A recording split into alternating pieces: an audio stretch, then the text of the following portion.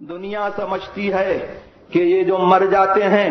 معاذ اللہ یہ ہمیشہ کے لیے مر جاتے ہیں، مٹی کا ڈھیر ہو جاتے ہیں اور یہ کچھ نہیں کر سکتے اور کوئی مدد نہیں کر سکتے، اور ان سے مدد چاہنا جو ہے وہ شرک ہے، اور ان کے مزاروں پر جانا اور حاجت روائی کے لیے فریاد کرنا یہ شرک ہے۔ میرے اعلیٰ حضرت فاضل بریلوی رضی اللہ تبارک و تعالی عنہ نے دو لفظوں میں کتنا بہترین جواب دیا ہے، فرماتے ہیں کہ حاکم حکیم داد و دوا دیں یہ کچھ نہ دیں،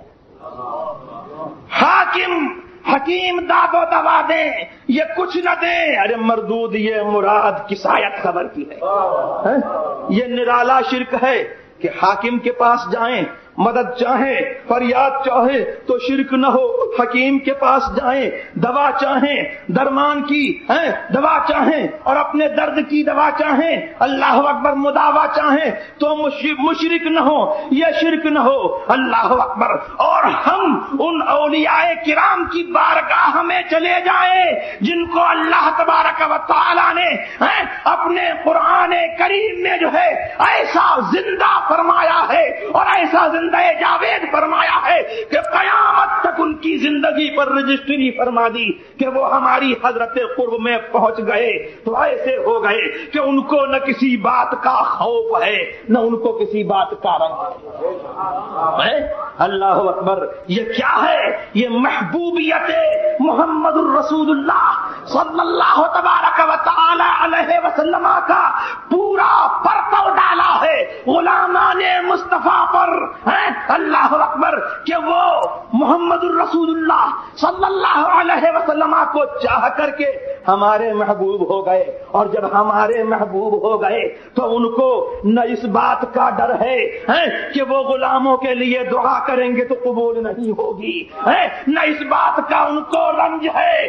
اللہ اکبر، ان کا یہ عالم ہے جو ان کے محبوب مصطفیٰ صلی اللہ تبارک و تعالی علیہ وسلم کا عالم تھا کہ حضرت عائشہ فرماتی ہیں ما ارا ربک الا یسارع فی ہواک، میں تو تمہارے رب کو اے محمد الرسول اللہ ایسا دیکھتی ہوں کہ جو تم چاہتے ہو جلدی وہ فرما دیا کرتا ہے، اللہ اکبر۔ تو یہ کس کے محبوب ہیں؟ مصطفیٰ کے محبوب ہیں صلی اللہ تبارک و تعالی علیہ وسلم۔ ان کو بھی جو ہے اللہ اکبر امن و امان دائمی کی بشارت ہے، اللہ اکبر، اور محبوبیت کی ان کو بشارت ہے کہ یہ ہمارے محبوب ہیں، ان کو نہ کسی بات کا رنج ہے نہ ان کو کسی بات کا خوف ہے۔ اللہم صلی علی سیدنا وشفیعنا وحبیبنا وکریمنا ومولانا محمد معدن الجود والکرم وآلہ وصحبہ وبارک وسلم۔ اور جو یہ سمجھتے ہیں کہ رسول کریم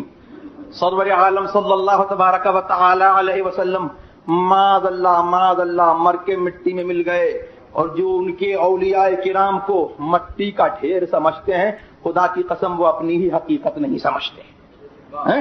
وہ اپنی ہی حقیقت نہیں سمجھتے، اللہ اکبر۔ اگر وہ اپنی حقیقت سمجھے ہوتے تو یہ ایسا نہ کہا ہوتا، اور انہوں نے حضرات اولیاء کرام کے متعلق ایسا کہہ کر کے حضرات اولیاء کرام کا کچھ نہیں بگاڑا بلکہ اپنا ایمان بگاڑا ہے، اور اپنی حقیقت سے انہوں نے بے خبر ہونے کا پتا دیا ہے، اور انہیں یہی نہیں معلوم ہے کہ اللہ تبارک و تعالی نے انسان کو کیسا کمال والا بنایا ہے، اور کیسی بلندیوں کا اور کیسے کمالات کی اس کو صلاحیت